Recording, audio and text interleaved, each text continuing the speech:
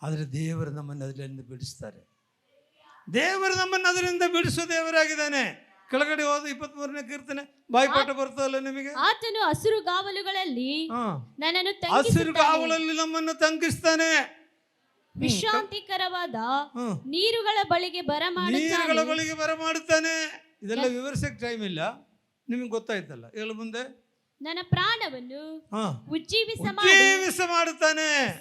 ತನ್ನ ಹೆಸರಿಗೆ ತಕ್ಕಂತೆ ನೀತಿ ಮಾರ್ಗದಲ್ಲಿ ನನ್ನನ್ನು ನಡೆಸುತ್ತಾನೆ. ನೀತಿ ಮಾರ್ಗ ಬಂದೈತೆ ಇಲ್ಲಿ. ನೀತಿ ಮಾರ್ಗದಲ್ಲಿ ನಮ್ಮನ್ನು ನಡೆಸುತ್ತಾನೆ. ನೀತಿ ಒಂದನ್ನು ನಡೆಯುವುದು ನೀತಿ ಮಾರ್ಗದಲ್ಲಿ. ಹಲ್ಲೆಲೂಯ. ನೀತಿ ಒಂದರಿಗೆ ಏನಿದೆ? ಕಷ್ಟ ಇಲ್ವಾ? ಕಷ್ಟ ಇಲ್ಲೇನ್ರಿ? ಕೆಳಗಡೆ ಹೋದ ವಾಕ್ಯವನ್ನು ತಕ್ಕಂತೆ ನೀತಿ ಮಾರ್ಗದಲ್ಲಿ ನನ್ನನ್ನು ನಡೆಸುತ್ತಾನೆ. ನಾನು ಕಾರ್ಗತ್ತಲಿನ ಕಣಿವೆಯಲ್ಲಿ ನಡೆಯುವಾಗಲೂ ಕಾರ್ಗತ್ತಲು ಎಲ್ಲರಿಗೂ ಇದಾವೆ.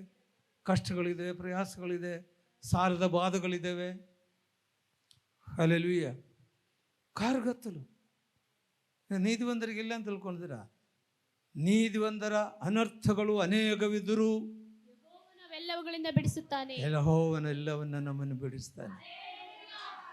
ಹಾಗಾದ್ರೆ ನೀತಿವಂತರಿಗೆ ಏನಿದೆ? ಸಾಲ ಇಲ್ವಾ? ಆದರೆ ನಂಬಿಕೆ ಇದೆಯಾ? ನಂಬಿಕೆ ಇದೆಯೇನ್ರಿ?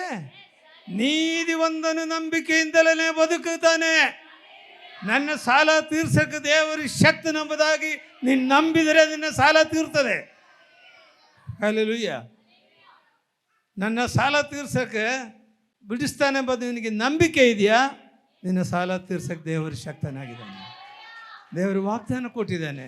ಫಿಲಿಪ್ಪಿ 4:19 ಏನು ವಾಗ್ದಾನ ಕೊಟ್ಟಿದ್ದಾನೆ? ನನ್ನ ದೇವರು ಯೇಸು ಕ್ರಿಸ್ತನ ಮೂಲಕ ತನ್ನ ಪ್ರಭಾವದ ಐಶ್ವರ್ಯಕ್ಕೆ ತಕ್ಕದಾಗಿ ನಿಮ್ಮ ಪ್ರತಿಯೊಂದು ಕೊರತೆಯನ್ನು ನೀಗಿಸುವನು. ನೀನು ನೀತಿವಂತರಾಗಿದೆಯಾ? ನಿನ್ನ ಕೊರತೆ ನೀಗಿಸ್ತಾರೆ. ನಂಬಿಕೆ ಇದೆಯಾ? ನಿನ್ನ ಕೊರತೆ ನೀಗಿಸ್ತಾನೆ. ನಂಬಿಕೆ ಇಲ್ಲದ್ರೆ ನಡೆಯಲ್ಲ. ನೀನು ನೀತಿವಂತನು ನಂಬಿಕೆಯಿಂದಲೇ ಬದುಕ್ತಾನೆ. ಆದರೆ ನೀನು ಹಿಂಜಾರಿ ಹೋದರೆ ಏನಾಗುತ್ತೆ ಗೊತ್ತಾ? ಅದನ್ನು ಹೇಳ್ತೀನಿ. ರೂತಳು ಗ್ರಂಥ ಬೈಬಲ್ನಲ್ಲಿ ಪ್ರಾಮುಖ್ಯವಾದ ಒಂದು ಗ್ರಂಥವಾಗಿದ್ದಾವೆ. ರೂತಳು.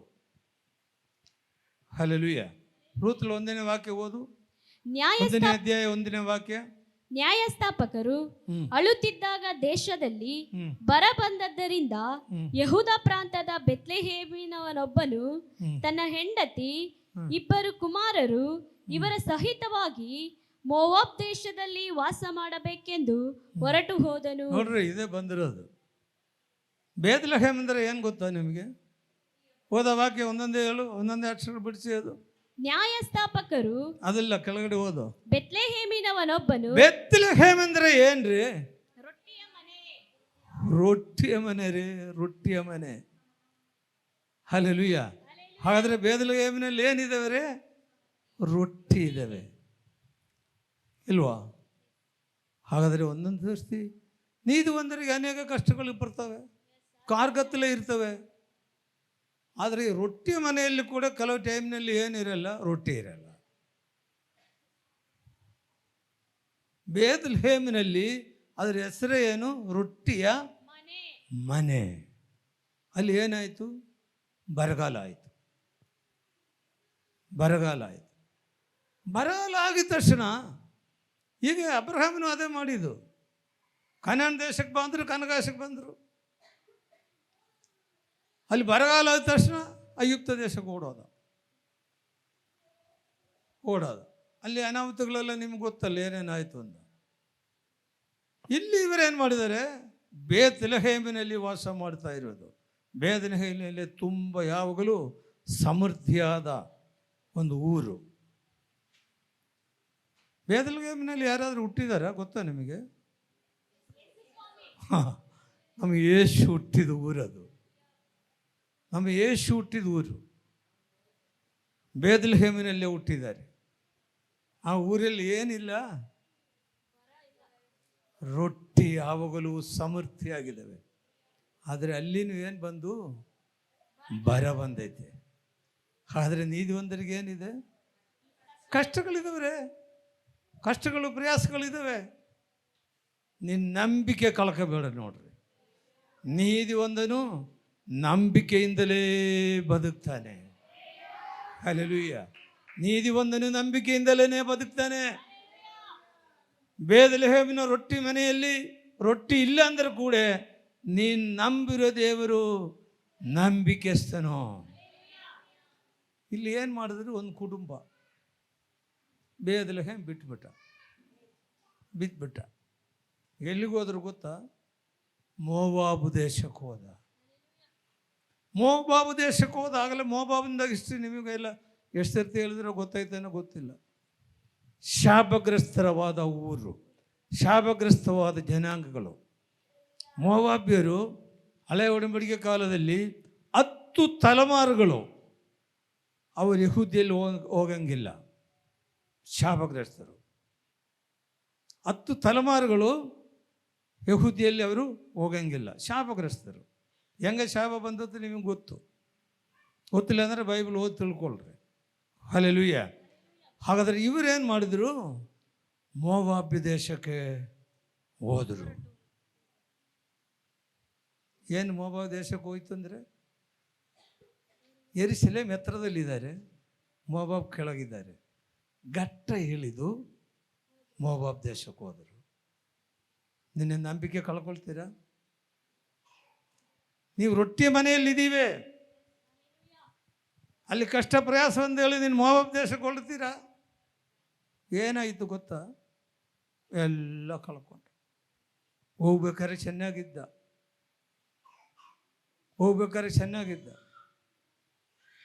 ಹಲ್ಲೆಲೂಯಾ. ಗಂಡ ಹೆಂಡತಿ 2 ಮಕ್ಕಳು. ಹೋದ. ದೇವರು ಬಿಟ್ಟು ಹೋದರೆ ನಿನ್ನ ಗೆದಿ ಏನು ಅಂತ ಕೆಳಗಡೆ ಹೋದ್ ನೋಡ್ರಿ. ಆ ಮನುಷ್ಯನಿಗೆ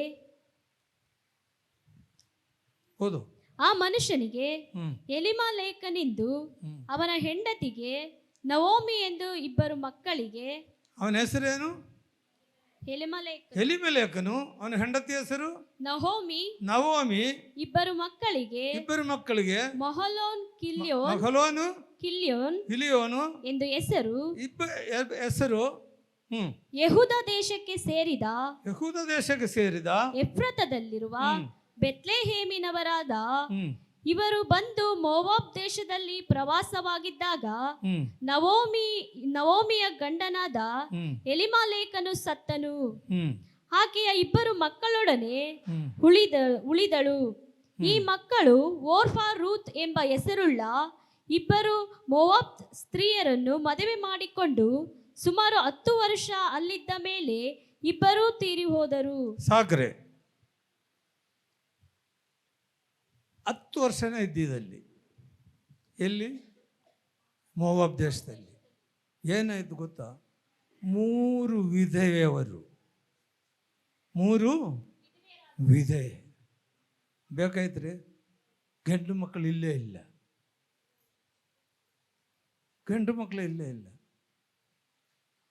ಅವನ ಗಂಡ ಸತ್ತೋದ.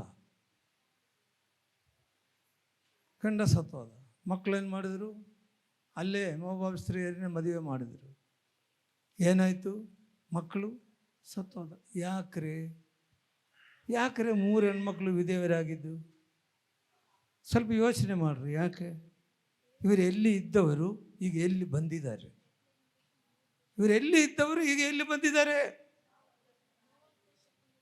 ಇವರು ರೊಟ್ಟಿ ಮನೆಯಲ್ಲಿದ್ದವರು, ಯಾವ ಕೊರತೆ ಇಲ್ಲದ ಊರಿನಲ್ಲಿದ್ದವರು. ಇವರ ನಂಬಿಕೆಯನ್ನು ಕಳ್ಕೊಂಡು ಹಿಂಜಾರಿ ಹೋದ. ದೇವ್ರ ಮಕ್ಕಳೇ ಭಾಳ ಎಚ್ಚರಿಕೆಯಾಗಿ ಇಟ್ಕೊಳ್ಳಿ. ನೀನು ಯೇಸುಸ್ವಾಮಿನ ನಂಬಿಲ್ಲ ಅಂದರೂ ಪರವಾಗಿಲ್ಲ, ಮೊದಲಿಂದಲೇ ನಂಬಿದ ಮೇಲೆ ಮರ್ಯಾದೆಯಾಗಿ ಜೀವಿಸಬೇಕು. ನೀನು ಹಿಂಜಾರಿ ಹೋಗಿದ್ಯಾ, ನಿನ್ನ ಕಥೆ ಭಾಳ ಕಷ್ಟ. ನಿನ್ನದು ಕಥೆ ಭಾಳ ಕಷ್ಟ ರೀ. ಯೇಸು ಸರ್ವಶಕ್ತನಾದ ದೇವರು, ಅಖಿಲಾಂಡ ಪ್ರಪಂಚವನ್ನು ಸೃಷ್ಟಿ ಮಾಡಿರೋ ದೇವರು. ಯೇಸು ಬೇರೆ ಯಾರೂ ಅಲ್ಲ, ದೇವರೇ ಎಂಬುದಾಗಿ ಯೋಹಾನನ ಸ್ಥಾಪನೆ ಮಾಡೋದನ್ನು ನಾವು ನೋಡ್ತೀವಿ.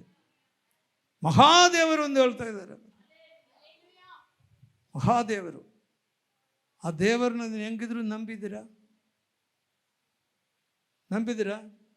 ನಂಬಿಕೆಯಿಂದಿರ್ರಿ. ಅವನು ನಿನ್ನಕ್ಕೆ ನಡೆಸಕ್ಕೆ ಶಕ್ತನಾಗಿದ್ದಾನೆ. ನಿನ್ನನ್ನು ನಡೆಸಕ್ಕೆ ಶಕ್ತನಾಗಿದ್ದಾನೆ. ನಿನ್ನ ನೀತಿವಂದನ ನಂಬಿಕೆಯಿಂದಲೇ ಬದುಕುವನು. ನಂಬಿಕೆ ಕಳ್ಕೋಬೇಡ್ರಿ, ನಂಬಿಕೆ ಕಳ್ಕೋಬೇಡ. ಇವರೇನು ಮಾಡಿದ್ರು ಗೊತ್ತಾ? ಮೋವಾಬ್ ದೇಶಕ್ಕೆ ಹೋದ. ಮೋವಾಬ್ ದೇಶಕ್ಕೆ ಶಾಪ, ಅವ್ರ ಕುಟುಂಬದಲ್ಲಿ ಶಾಪ. ಇವತ್ತು ಯಾಕ್ರೆ ಅನೇಕ ಕುಟುಂಬಗಳಲ್ಲಿ ಶಾಪ ಇರೋದು? ಯಾಕೆ ಶಾಪ? ಎಲ್ಲಿಂದ ಬರ್ತವೆ ಶಾಪ? ಹೋಗಿ ಶಾಪಗ್ರಸ್ತರ ಜೊತೆಗೆ ನೀವು ಸೇರ್ಕೊಳ್ತೀರಾ? ಮೋವಾಬದ್ರೆ ಶಾಪಗ್ರಸ್ತರು, ನೀವು ಹೋಗಿ ಅವ್ರ ಜೊತೆಗೆ ಸೇರ್ಕೊಳ್ತೀರಾ? ನೀವು ಮೋವಾಬ್ ದೇಶಕ್ಕೇನು ಹೋಗೋದು ಬೇಡ್ರಿ. ಏಸಾಮಿನ ಬಿಟ್ಟು ನೀವು ಸೈತಾನಿಗೆ ಹೋದರೆ ಅದೇ ಸಾಕು, ಶಾಪ ಹತ್ಕೊಂಡ್ಬಿಡ್ತದೆ.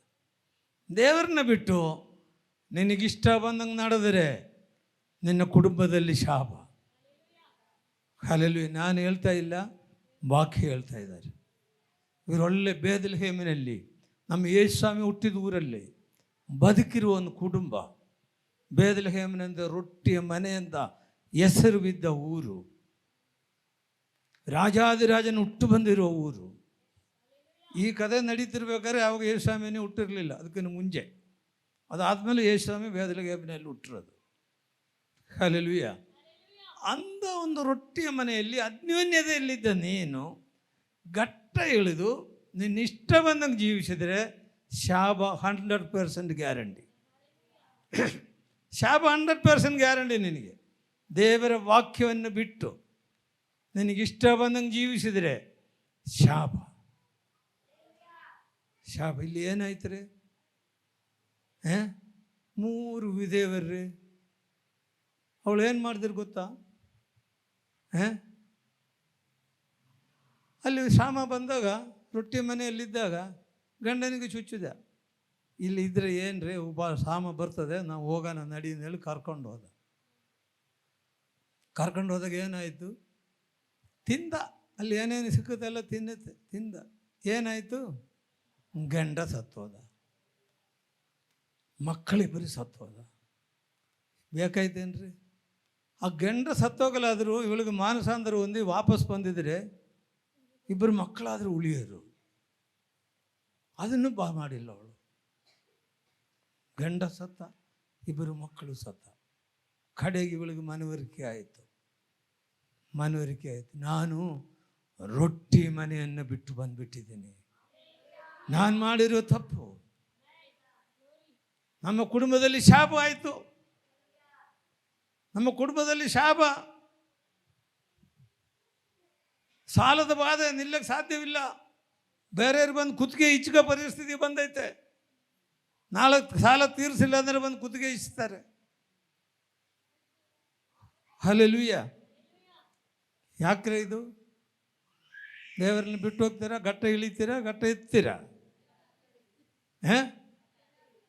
ಗಟ್ಟ ಇಳಿತೀರಾ, ಗಟ್ಟ ಎತ್ತೀರಾ? ಗಟ್ಟ ಇಳಿದವ್ರ ಕತೆ ಗೊತ್ತಲ್ಲ ನಿಮಗೆ. ಲೋಟನಿಗೆ ಹೇಳಿದೆ ಗಟ್ಟ ಎತ್ತಪ್ಪ, ಪರ್ವತಕ್ಕೆ ಹೋಗಂದೆ, ಆಗಲ್ಲ ನನಗೆ, ಗಟ್ಟ ಇಳಿತೀನಿ ಅಂದಾಯ್ತು. ಹಂಗೆ ಹುಟ್ಟಿರೋದೆ ಮತ್ತು ಈಗ ಮೋವಾಬ್ಯರು ಶಾಪಗ್ರಸ್ತರು. ಶಾಪಗ್ರಸ್ತರ ಜೊತೆ ಹೋಗಿ ಇವರು ಸೇರಿಕೊಂಡ. ನಾವು ಯಾಕ್ರೆ ಶಾಪಗ್ರಸ್ತರಾಗ್ತೀರಿ? ವಾಕ್ಯದಲ್ಲಿ ಏನು ಓದಿದ್ದೀವಿ? ನೀತಿವಂತನು ನಂಬಿಕೆಯಿಂದಲೇ ಬದುಕ್ತಾನೆ. ನೀತಿವಂತನು ನಂಬಿಕೆಯಿಂದಲೇ ಬದುಕ್ತಾನೆ. ಕಷ್ಟಗಳು, ಪ್ರಯಾಸಗಳು, ರೋಗಗಳು, ರುಜಿನಗಳು ಬಂದಾಗ ನಿನ್ನ ನಂಬಿಕೆ ಕಳ್ಕೋಬೇಡ್ರಿ. ನಿನ್ನ ನಂಬಿಕೆ ಕಳೆದುಕೊಂಡು ಗಟ್ಟ ಇಳ್ಕೊಂಡು ಹೋದರೆ, ಯೇಸುವನ್ನು ಬಿಟ್ಟು ಹೋದರೆ, ನಿನ್ನ ಹಿಂಜಾರಿ ಹೋದರೆ ಶಾಪ ಒಂದು ಗ್ಯಾರಂಟಿ. ರೀ.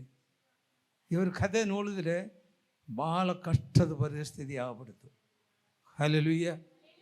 ಗಂಡ ಸತ್ತೋದ, ಮಕ್ಕಳನ್ನು ಅಲ್ಲೇ ಆ ಮೋವಾಬ್ ಹಂಗಸರನ್ನ ಕರ್ಕೊಂಬಂದು ಅಲ್ಲಿಂದ ಮದುವೆ ಮಾಡಿಬಿಟ್ಟ. ಹಲ್ಲೆಲೂಯಾ. ಕಡೆಗೆ ಏನಾಯಿತು? 3 ವಿಧವೆಯರು ಉಳ್ಕೊಂಡ. ಆವಾಗ ಇವಳಿಗೇನಾಯಿತು? ಹೀಗೆ ಆ ಸ್ತ್ರೀಯರು ಗಂಡನನ್ನು 2 ಮಕ್ಕಳನ್ನು ಕಳೆದುಕೊಂಡು ಒಬ್ಬಳೇ ಉಳಿದಳು. ಒಬ್ಬಳೇ ಉಳಿದರು. ಯೆಹೋವನು ತನ್ನ ಜನರನ್ನು ಕಟಾಕ್ಷಿಸಿ ಅವರಿಗೆ ಆಹಾರವನ್ನು ಅನುಗ್ರಹಿಸಿದ್ದಾನೆಂಬ ವರ್ತಮಾನವನ್ನು ಕೇಳಿದ ನವೋಮಿಯು ಮೋವಾಬ್ ದೇಶದಿಂದ ಸ್ವದೇಶಕ್ಕೆ ಹೋಗಬೇಕೆಂದು ಸೊಸೆಯರೊಡನೆ ಹೊರಟಳು. ಹಲ್ಲೆಲೂಯಾ. ಇದು ತಪ್ಪಿಯೋದ ಮೊದಲ ವಿಷಯ ಕೇಳಿದೆಯಲ್ಲ, ಅದೇ ಅವಸ್ಥೆನೇ ಆಗಿರೋದು. ಅಪ್ಪನಿಗೆ ಬೇಕಾದ ಶಾಸ್ತಿ ಐಶ್ವರ್ಯಗಳಿತ್ತು, ಕಲಿಸ್ದಗಾರೆಲ್ಲ ತಿಂದು ಉಳಿಸ್ತಾ ಇದ್ರು. ಕಲಿಸಿದವರು ತಿಂದು ಉಳಿಸ್ತಾ ಇದ್ರು. ಈಗ ಇವನಿಗೇನಾಯಿತು? ಏನಿಲ್ಲ. ಅಂತಿ ಪರಿಸ್ಥಿತಿ, ಅಂತಿ ಕೊಡು ತಿನ್ನೋ ಪರಿಸ್ಥಿತಿ ಬಂದ್ಬಿಟ್ಟೈತಿ. ದೇವರನ್ನ ಬಿಟ್ಟು ಹೋಗ್ತೀಯಾ? ನೋಡ್ರಿ ಏನೇನಾಗುತ್ತೆ. ಕಡೆಗೆ ಇವಳಿಗೆ ಏನಾಯಿತು? ಬೋಧೋದಯ ಉಂಟಾಯಿತು. ನಾನು ಮಾಡಿದ ತಪ್ಪು, ಈಗ ನಾನು ರೊಟ್ಟಿಯ ಮನೆಗೆ ಹೋಗ್ತೀನಿ. Hallelujah, hallelujah. ಈಗಲಾದರೂ ಪಶ್ಚಾತ್ತಾಪ ಬಿಡ್ತೀರಾ? 2 ಮಕ್ಕಳು ಹೋಯ್ತು, ಗಂಡ ಹೋಯ್ತು. ಈಗ ಅವಳಿಗೆ ಪಶ್ಚಾತ್ತಾಪ ಬಂದರು. ಪಶ್ಚಾತ್ತಾಪ ಬಂದಾಗ ಅವಳು ವಾಪಸ್ ರೊಟ್ಟಿ ಮನೆಗೆ ಬರಕ್ಕೆ ಸಿದ್ಧವಾಗಿದ್ದಾಳೆ. ನಾನು ಹೋಗ್ತೀನಿ. ಏನಾಯಿತು ಗೊತ್ತಾ? 2 ಸೊಸೆಯರು. ಆದರೆ ಇಂದ ಅತ್ತೆ ಸೊಸೆ ನಾನು ಎಲ್ಲಿ ನೋಡಿಲ್ಲ. ಅತ್ತೆ ಸೊಸೆ ಅಂದರೆ ಹಿಂಗಿರಬೇಕು.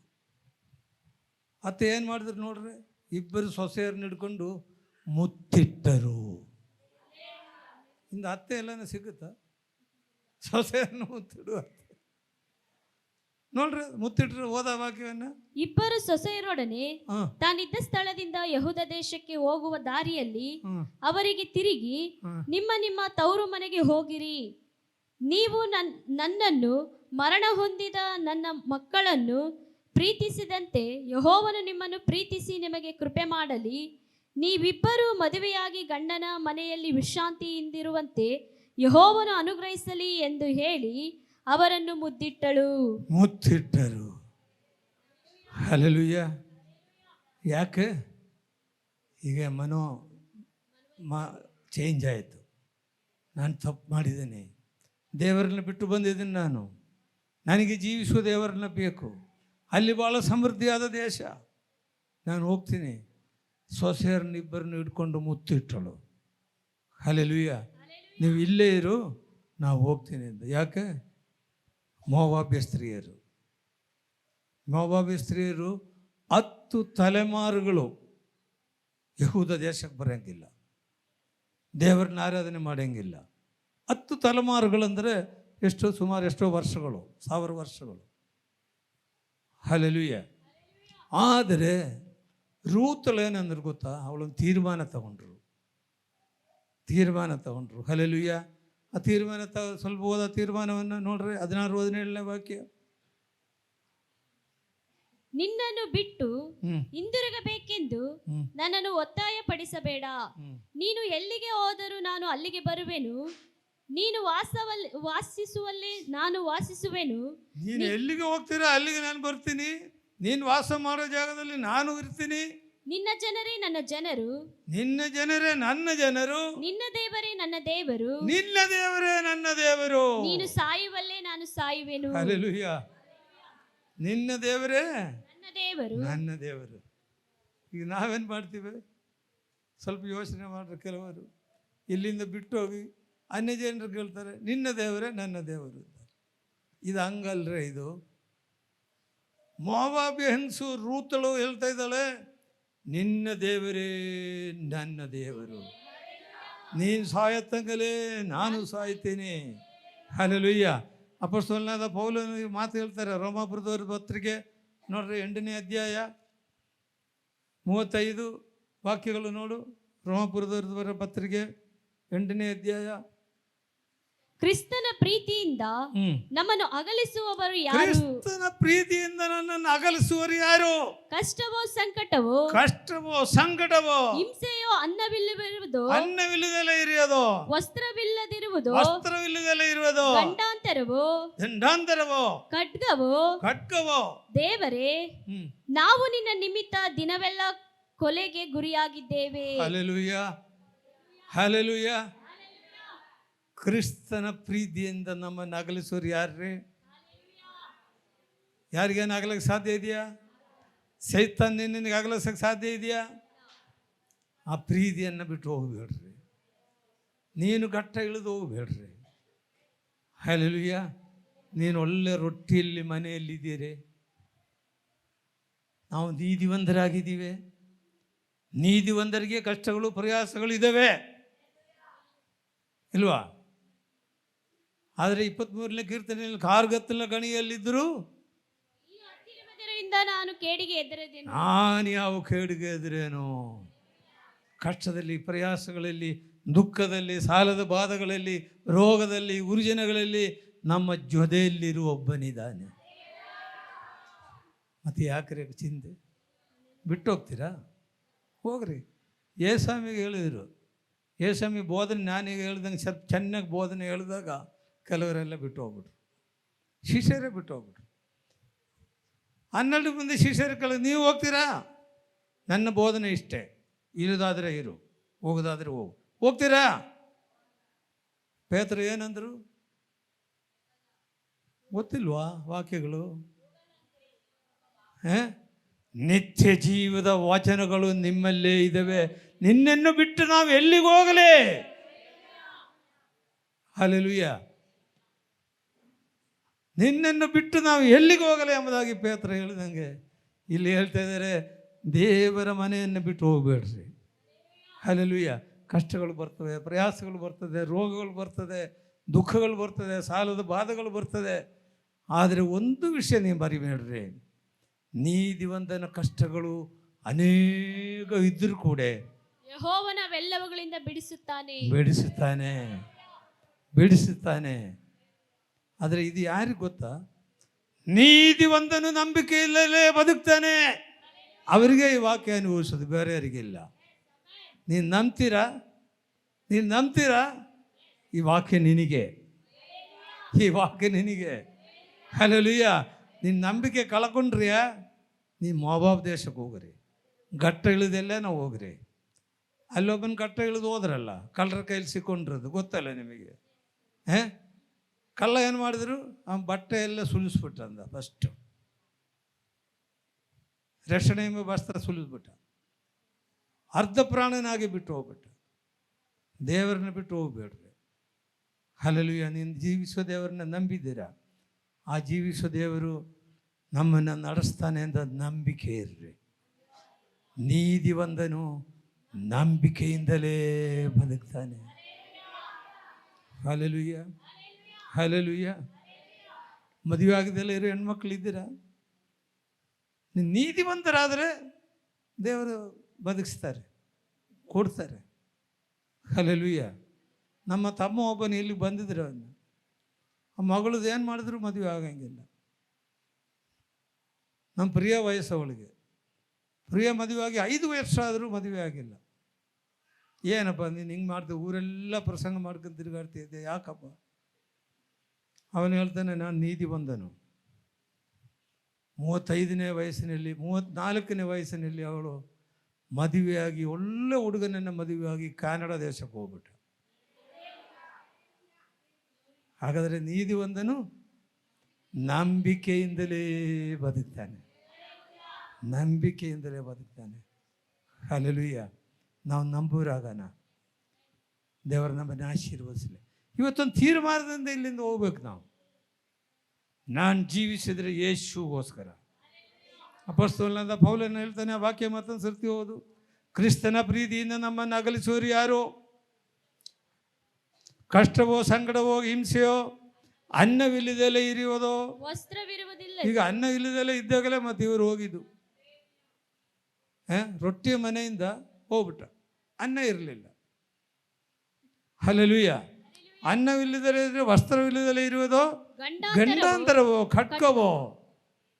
ದೇವರೇ, ನಾವು ನಿನ್ನ ನಿಮಿತ್ತ ದಿನವೆಲ್ಲ ಕೊಲೆಗೆ ಗುರಿಯಾಗಿದ್ದೇವೆ. ಹಲ್ಲೆಲೂಯ. ಹಾಗಾದರೆ ದೇವರನ್ನ ನಾವೊಂದು ಯಥಾರ್ಥ ನಂಬಿಕೆಸ್ಥರಾದರೆ ನಮ್ಮನ್ನು ಅಗಲಿಸೋನು ಈ ಪ್ರಪಂಚದಲ್ಲಿ ಯಾವನ ಕೈಲಿ ಸಾಧ್ಯವಿಲ್ಲ, ಯಾವ ಸೈತಾನ ಕೈಲಿ ಸಾಧ್ಯವಿಲ್ಲ. ಯಾವನ್ ಮಾಟ ಮಂತ್ರ ಮಾಡಿದ್ರು ನಮ್ಮನ್ನು ಏನು ಮಾಡೋಕ್ಕೆ ಸಾಧ್ಯವಿಲ್ಲ. ನಂಬಿಕೆ ಇಟ್ಕೊಳ್ರಿ ನೀವು. ಏನು ನಿಂಬೆಹಣ್ಣಲ್ಲಿ ಯಾರೋ ಕೊಯ್ದಾಕ್ಬಿಟ್ರೆ ಎದ್ರುಕೊಂಡು ಓಡೋಗ್ತೀರಾ? ನಿಂಬೆಹಣ್ಣು ಅದ್ಯಾವುದೋ ಎಲೆ ಮೇಲೆ ಹಾಕಿ ಸ್ವಲ್ಪ ಉಪ್ಪು ಹಾಕ್ಬಿಟ್ರೆ ಅಷ್ಟು ದೂರ ಹೋಗ್ಬಿಡ್ತಾರೆ. ಬೇಡ ಬೇಡ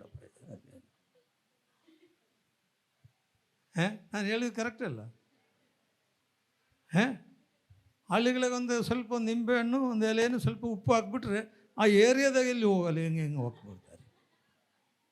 ಮಾಟ ಮಂತ್ರ ನಿಮ್ಮನ್ನ ಏನಾದರೂ ಮಾಡೋಕ್ಕೆ ಸಾಧ್ಯವಾಗುತ್ತೇನ್ರಿ? ಸಾಧ್ಯವಾಗುತ್ತಾ? ಹಲ್ಲೆಲೂಯ. ನಮ್ಮನ್ನು ಯಾರು ಈ ಪ್ರಪಂಚದಲ್ಲಿ ಯಾರಿಗೂ ಎದುರಿಸೋಕ್ಕೆ ಶಕ್ತಿ ಇಲ್ಲ. ಹಲ್ಲೆಲೂಯ.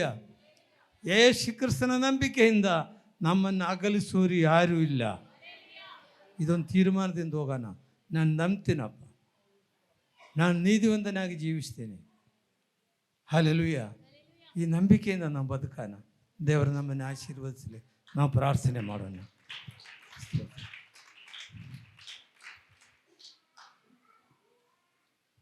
ಸರ್ವಶಕ್ತನಾದ ದೇವರೇ,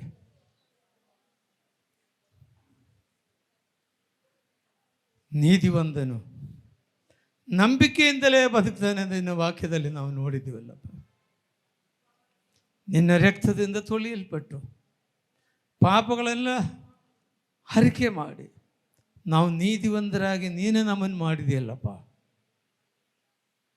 ನೀತಿವಂತರೊಬ್ಬರೂ ಇಲ್ಲ.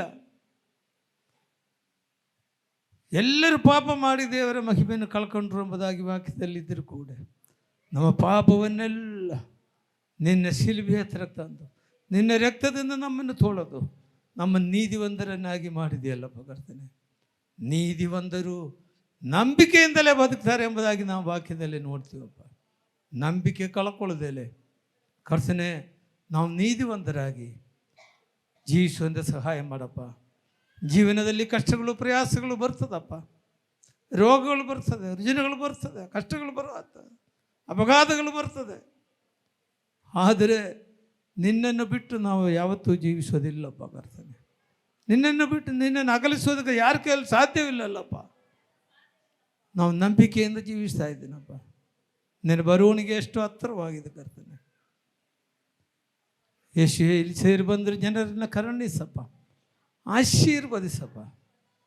ಈ ವಾಕ್ಯವನ್ನು ಹೃದಯದಲ್ಲಿ ಇಟ್ಕೊಂಡು ನಾವು ನೀತಿವಂತರಾಗಿ ಜೀವಿಸುವಂಥ ಸಹಾಯ ಮಾಡಪ್ಪ. ನಾವು ಗಟ್ಟ ಇಳಿಯೋದಿಲ್ಲಪ್ಪ, ನಾವು ಗಟ್ಟ ಎತ್ತುತ್ತೀವಪ್ಪ, ಗಟ್ಟ ಎತ್ತಿದ್ದೀವಪ್ಪ. ದಿನೇ ದಿನೇ ನಾವು ಉಜ್ಜೀವಿಸಿಕೊಳ್ತೀವಪ್ಪ ಕರ್ತನೆ.